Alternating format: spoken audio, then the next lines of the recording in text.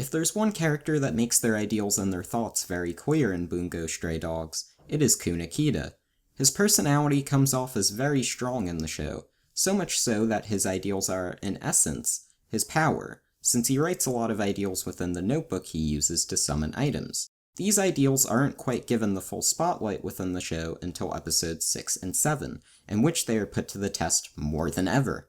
In these episodes, we are introduced to the Azure King, a man who uses his ideals to murder criminals who are never punished by the law. The Azure King ends up killing himself along with 5 other detectives, all of whom Kunakita had brought there to capture him.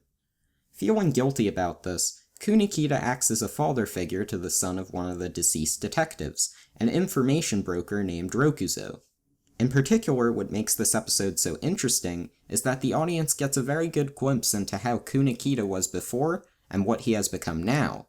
In the graveyard scene where he's looking at the lost lives of the bomb incident, he talks with Sasaki, former girlfriend of the Azure King, and he discusses how, when he first started the job, he was a lot more emotional towards lives lost, sometimes taking time off from work, and of course, crying a lot.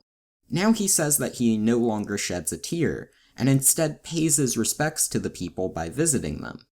I think this conversation shows that he's someone who, instead of just stating his own ideals like he had done previously, he now puts his own ideals to action. This would explain why he might take in someone like Rokuzo. Furthermore, we also get a good idea of how someone like Kunakita might fall into the risk of becoming like the Azure King through visuals.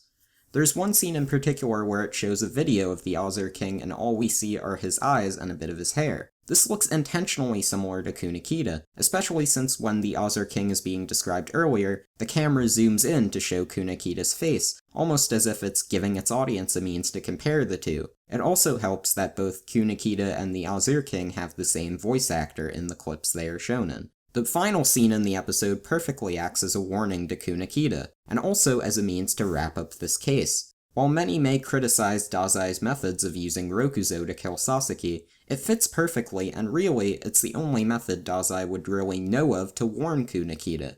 One must understand that Dazai is a former member of Port Mafia, which is in general known for being ruthless and underhanded if need be. Many people in Port Mafia may have been killed under the guise of justice or good, even though to Dazai, those may have been some of his close friends. Keep in mind, Dazai does not stand for justice or really for any of that. If anything, he was a former criminal, so why would he use means that are considered just, like calling the police or something along those lines?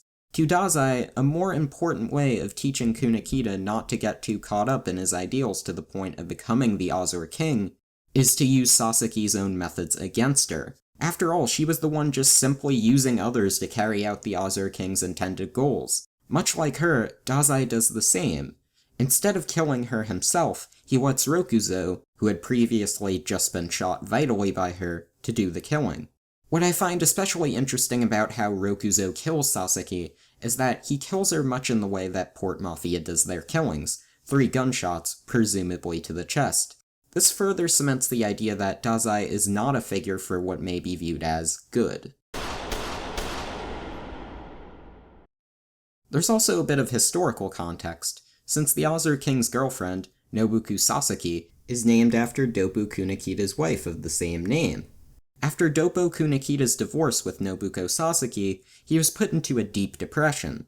This actually parallels well with how Dazai attempts to use Sasaki's death as a means to have an effect on Kunakita, as well as a means to become more cautious of his own beliefs. The episode showcases so much why exactly Dazai and Kunakita are such a good team. At the beginning of the episode, Atsushi asks himself why on earth the two would work together, since a lot of times, from what we had seen so far, they consistently get into fights with each other.